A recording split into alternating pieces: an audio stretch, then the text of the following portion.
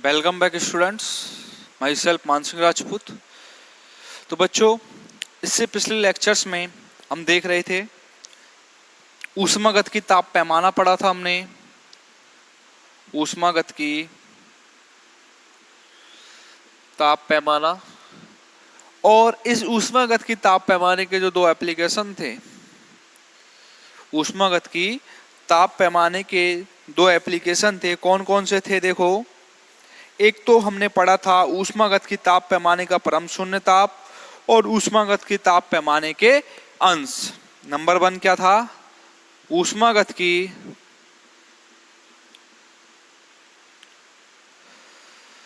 ताप पैमाने का ऊष्मागत की ताप पैमाने का परम शून्य ताप और ऊष्मागत की ताप पैमाने के अंश।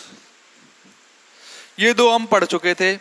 देखो, इसमें हमने क्या देखा था कि भाई जो इफिशियंसी होती है नीटा बराबर क्या होती है 1 माइनस T2/T1, तो उसको किस में कन्वर्ट कर लिया 1 माइनस T2/T1। ठीक है, T2 सिंक का ताप है और T1 क्या है आपका ऊष्मा स्रोत का ताप। अब यदि हम परसेंटेज में निकाले तो मल्टीप्लाइड बाई 100% क्या होगा, मल्टीप्लाइड बाई 100%। तो ये बोल रहा था इस स्टेटमेंट में कि T2 इक्वल टू यदि मैं 0 कर दूं तो इफिशियंसी क्या आ जाएगी 100%। तो ऊष्मा इंजन में ऐसा ताप जिसके संगत ऊष्मा इंजन की जो दक्षता है 100% प्राप्त होती है, वो क्या कहलाता है, ऊष्मागत की ताप पैमाने का परम शून्य ताप। या फिर बोल सकते हो कि स्रोत से जो भी ऊष्मा ली गई है वो किस में कन्वर्ट हो गई है, कार्यकारी पदार्थ में, अर्थात ऊष्मा सिंक को कोई भी ऊष्मा प्रदान नहीं की गई है। तो ये तो इसका स्टेटमेंट था कि ऐसा टेम्परेचर जिस टेम्परेचर पर दक्षता आपको 100% मिल जाए वो क्या कहलाता है आपका परम शून्य ताप।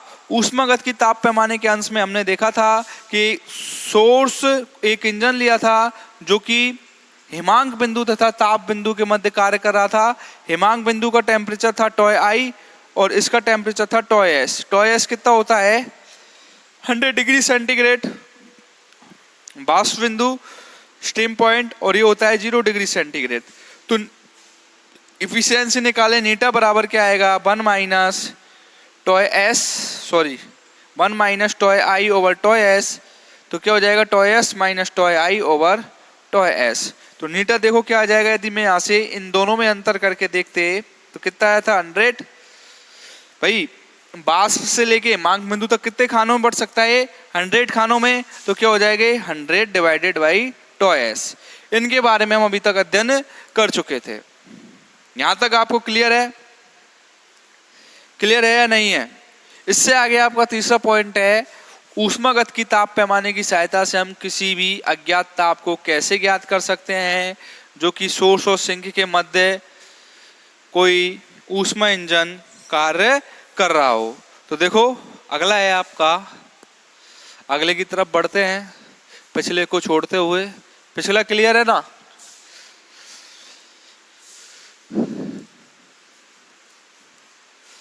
देखो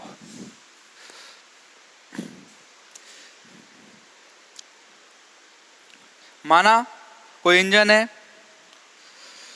माना कोई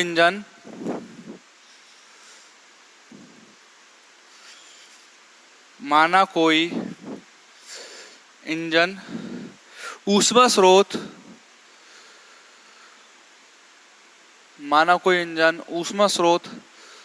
तथा ऊष्मा सिंक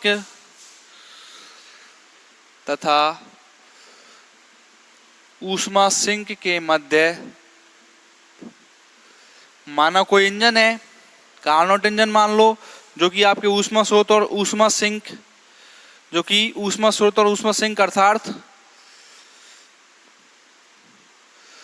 अर्थात वाष्प बिंदु तथा हिमांक बिंदु, वाष्प बिंदु तथा हिमांक बिंदु के मध्य कार्य कर रहा है। ठीक है, देखो इस प्रकार से ऊष्मा स्रोत, ऊष्मा स्रोत, वाष्प बिंदु, टेम्परेचर क्या है इसका टॉय एस, ऊष्मा सिंक,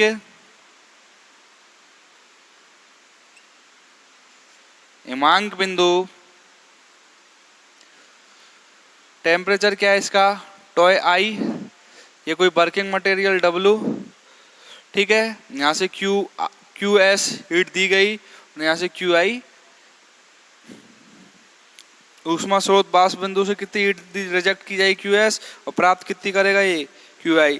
तो डब्ल्यू बराबर क्या हो जाएगा, या फिर क्यू आई बराबर क्या हो जाएगा डब्ल्यू माइनस क्यू एस।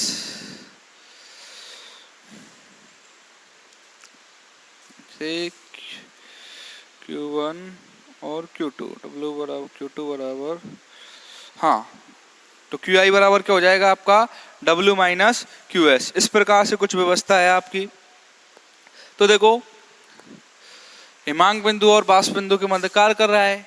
हिमांक बिंदु का टेम्परेचर कितना होता है 0 डिग्री सेंटीग्रेड, ये तो क्या है आपका टॉय 2 या फिर टॉय आई, और 100 डिग्री सेंटीग्रेड किसका होता है वाष्प बिंदु का, किसका होता है वाष्प बिंदु का। यदि इनमें अंतर करोगे toy S minus toy I तो कितना हो जाएगा 100, कितना हो जाएगा 100। तो देखो इस इंजन की दक्षता कितनी प्राप्त होगी, अतः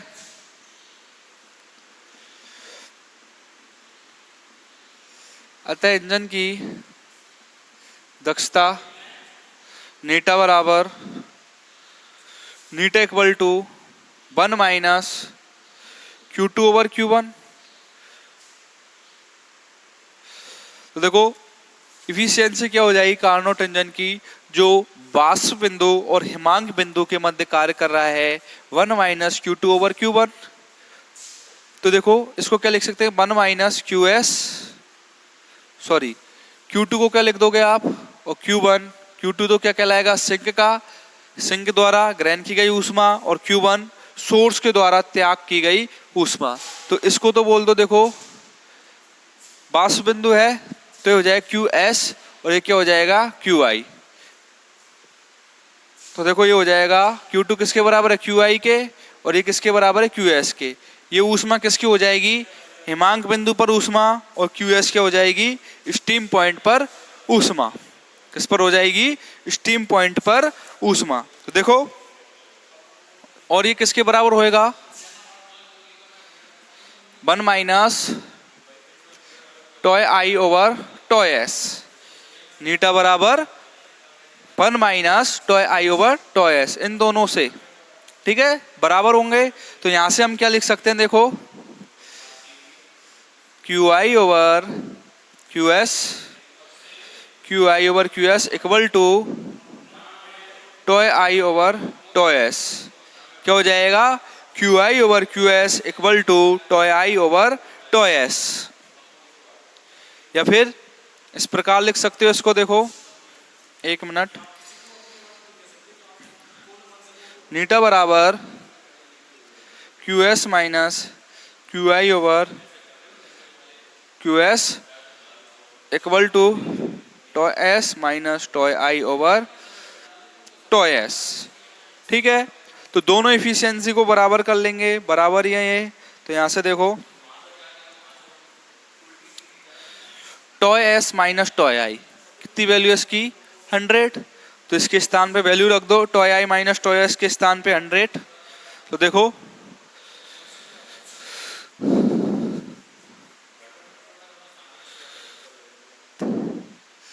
चूंकि T S minus toy I equal to 100, इसलिए Q S minus Q I over Q S equal to T S minus toy I over toy S. अब इसके स्थान पर क्या रख दोगे आप 100, किसके स्थान पर टॉय एस माइनस टॉय आई के स्थान पर। तो देखो Q S minus Q I equal to Q S equal to 100 divided by टॉय एस, 100 डिवाइड बाई टॉय एस। तो यहां से टॉय एस की वैल्यू निकाल दो, टॉय एस क्या हो जाएगा, स्टीम पॉइंट का टेम्परेचर है T S equal to 100 Q S over Q S minus Q I, 100 Q S over Q S minus Q I. इसको दे दो आप समीकरण नंबर 1, समीकरण नंबर 1। यहां तक क्लियर है, क्लियर है यहां तक? आप इसका स्क्रीनशॉट ले लीजिए। से आगे बढ़ते हैं हम समीकरण नंबर 1 तक। अब देखो समीकरण नंबर 1 तक सभी संतुष्ट हो। अब हम बोल रहे हैं कि इस समीकरण में या इस समीकरण से सर्वप्रथम स्रोत ताप टॉय एस ज्ञात किया जा सकता है। कौन से वाले समीकरण से? समीकरण नंबर 1 से। कौन सा टेम्परेचर ज्ञात किया जा सकता है? सोर्स का टेम्परेचर या फिर बाष्प जो है, बाष्प पॉइंट का टेम्परेचर, समीकरण नंबर 1 से। अब माना एक इंजन अज्ञात ताप टॉय पर क्यू ऊष्मा लेकर कार्य करता है। क्या बोल रहे हैं कि कोई इंजन है जो अज्ञात ताप है उसका टॉय, और उस अज्ञात ताप पर कितनी ऊष्मा लेता है? क्यू ऊष्मा, और फिर कार्य करता है, तो उसकी इफिशियंसी क्या होगी? तो देखो स्क्रीनशॉट ले लिया इसका, मैं इसको इरेज कर दूं।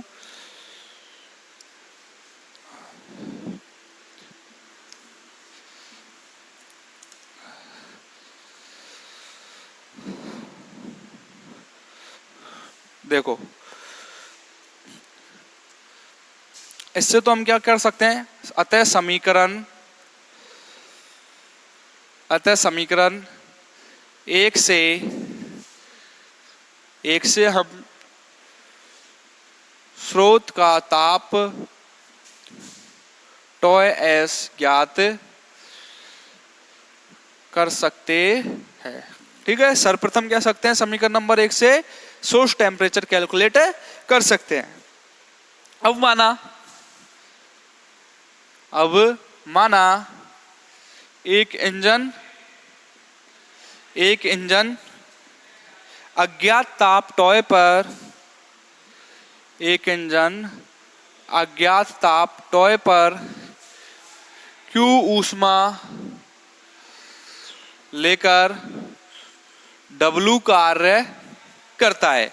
क्या करता है? एक इंजन है जो अज्ञात ताप टॉय पर क्यू ऊष्मा लेकर कार्य W करता है, तो उसकी इफिशियंसी देखो क्या हो जाएगी। अतः इंजन की दक्षता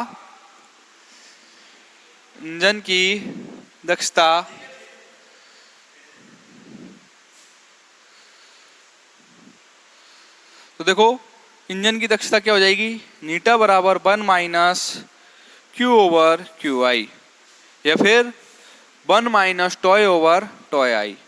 देखो ये व्यवस्था आपकी बार किस प्रकार से है, ये सोर्स है आपका, क्या है? सोर्स है, और इसका टेम्परेचर क्या है आपका? अज्ञात टेम्परेचर है टॉय।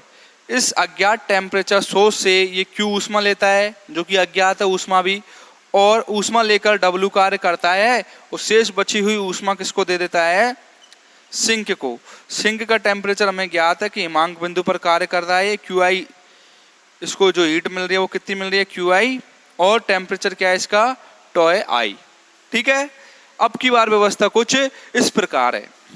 तो क्यू ऊष्मा प्राप्त करता है इंजन किस पर? अज्ञात टेम्परेचर कोई भी टॉय पर।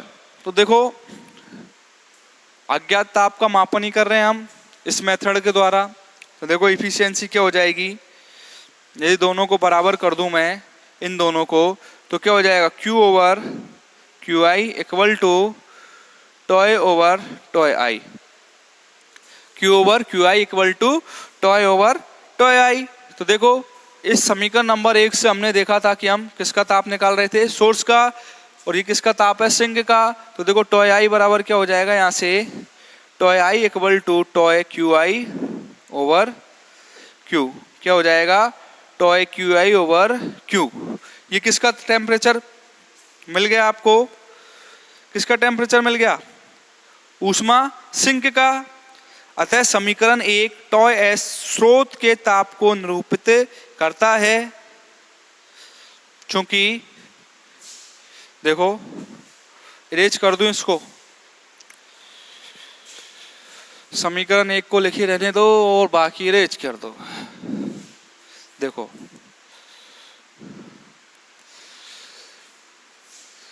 चूंकि समीकरण नंबर एक किसको डिनोट कर रहा है, सोर्स के टेम्परेचर को। चूंकि समीकरण एक सोर्स के टेम्परेचर को प्रदर्शित, सोर्स के टेम्परेचर को प्रदर्शित करता है, ठीक है। अब इसी वे में यदि हम सिंक का टेम्परेचर निकालें उसी से समीकरण नंबर एक से, तो देखो अतः समीकरण एक से सिंक का ताप टॉय आई बराबर क्या हो जाएगा, 100 Q I over Q S minus Q आई, ऐसा होगा लगभग। जहां जहां टॉय एस था मामा क्या लिख दिया हमने, टॉय आई, ठीक है ना, रिप्लेस कर दिया कि भाई यदि इसके जब पहले हम समीकरण नंबर एक से स्रोत का ताप निकाला था तो उसी प्रकार क्या निकाल सकते हैं, यहां से सिंक का ताप क्या निकाल सकते हैं, सिंक का ताप। तो ये क्या हो गया समीकरण नंबर एक। देखो टॉय आई टॉय एस, एस की जगह क्या कर दिया अब Q R I, Q I की जगह सॉरी क्यू एस की जगह क्यू आई। तो आपको समीकरण नंबर एक, दो और तीन प्राप्त हो चुके हैं। अब कंपैरिजन कर दो आप समीकरण नंबर दो और समीकरण नंबर तीन का। देखो दो और तीन, तो यहां से आपको जो अज्ञात ताप है टॉय, इसका मान प्राप्त हो जाएगा। तो इसको इरेज कर दूं, पहले करना ही पड़ेगा, कंफ्यूज नहीं होना है बस। टॉय एस की जो टेम्परेचर था समीकरण नंबर एक से, उसको किसकी टर्म में लाए हैं, टॉय आई की टर्म में, सिंक के टेम्परेचर की फॉर्म में। देखो समीकरण नंबर दो व समीकरण नंबर तीन की तुलना करने पर समीकरण दो व समीकरण तीन की तुलना करने पर, देखो ये भी टॉय आई है वो भी टॉय आई है, तो क्या हो जाएगा ये T Q I over Q equal to 100 Q I over Q S minus Q I, यही होगा। तो देखो क्यू आई से Q I cancel out, Q I से क्यू आई कैंसिल आउट। तो आपको वैल्यू किसकी चाहिए, टॉय की, जो क्या है आपका अज्ञात ताप है। तो देखो टॉय बराबर क्या हो जाएगा, टॉय की वैल्यू क्या हो जाएगी 100 Q over Q S minus Q आई। टॉय बराबर क्या हो जाएगा आपका 100 Q over Q S minus Q आई। तो अतः इसको दे दो इक्वेशन नंबर 4, समीकरण नंबर 4। तो इस समीकरण से अज्ञात ताप ज्ञात किया जा सकता है। अतः समीकरण 4 से हम अज्ञात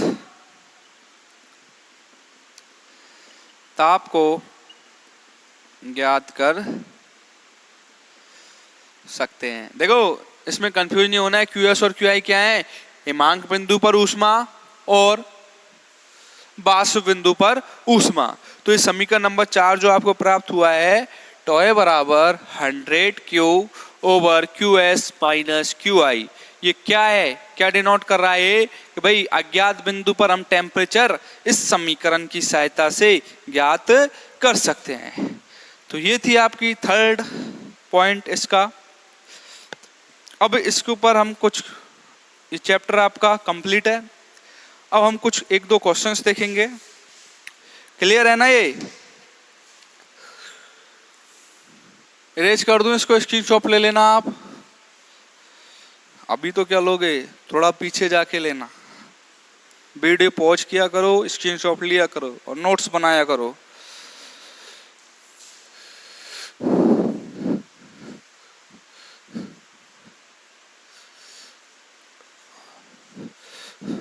देखो देखो अब चमत्कार,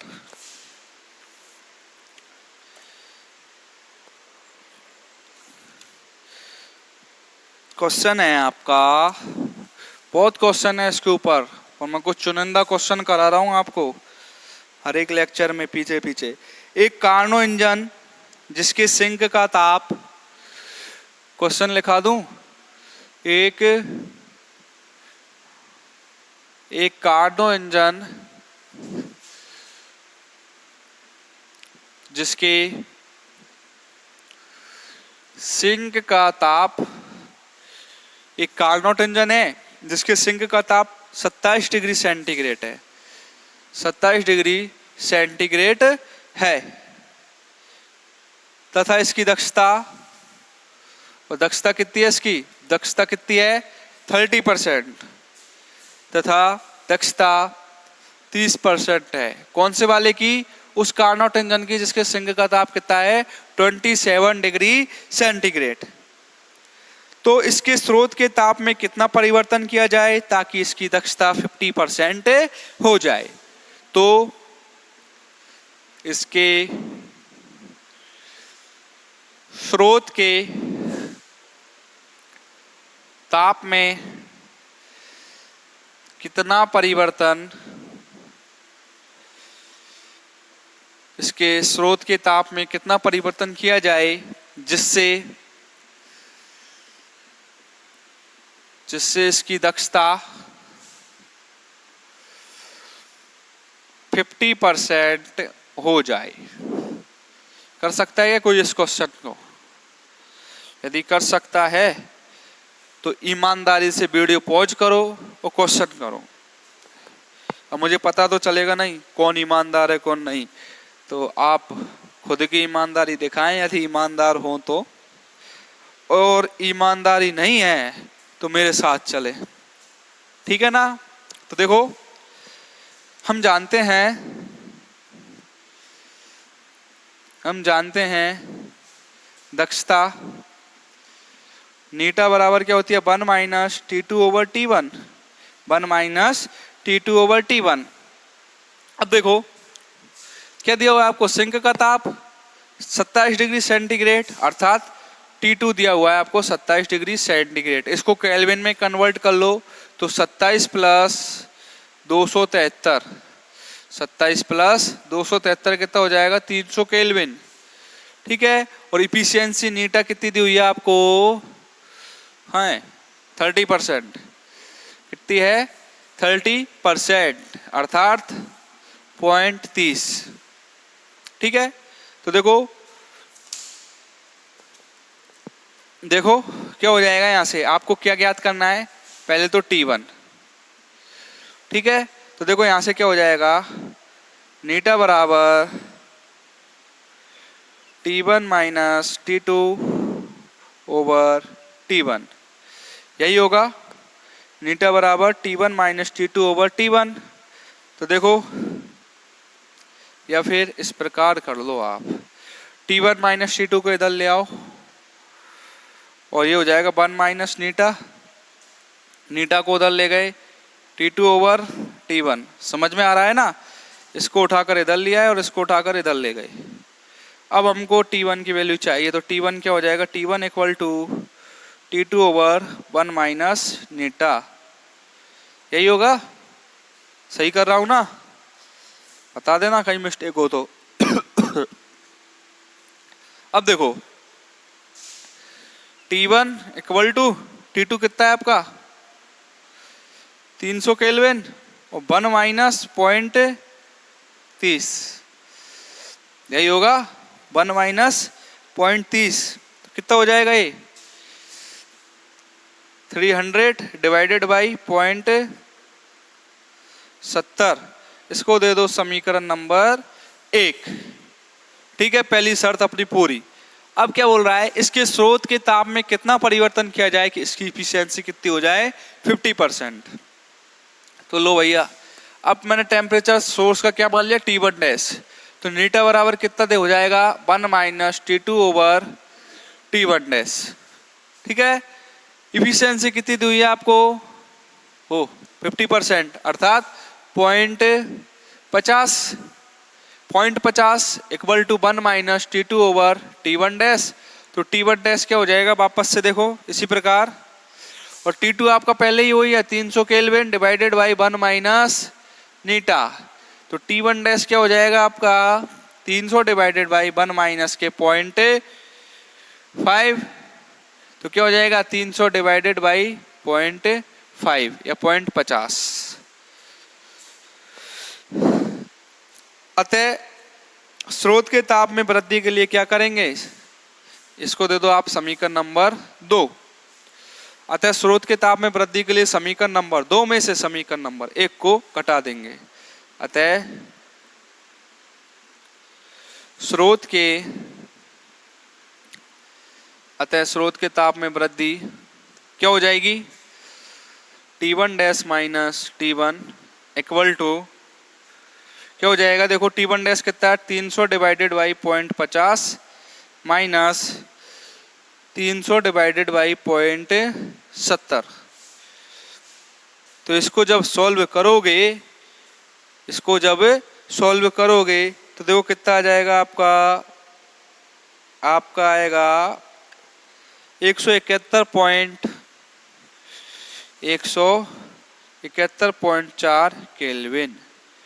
T1 डैश माइनस T1 कितना आ जाएगा 171.4 केल्विन। इतनी आपको टेम्परेचर में वृद्धि करनी पड़ेगी, तब जाके कहीं आपकी इफिशियंसी दक्षता कितनी होगी आपकी 50%। तो बच्चों ये था आपका क्वेश्चन। इस प्रकार क्वेश्चन पूछे जाते हैं और समय समय पर हम और क्वेश्चन करते रहेंगे। इससे और जो क्वेश्चन इंपॉर्टेंट क्वेश्चन है वो मैं अगले लेक्चर में आपको बताऊंगा। आज के लिए इतना ही, धन्यवाद।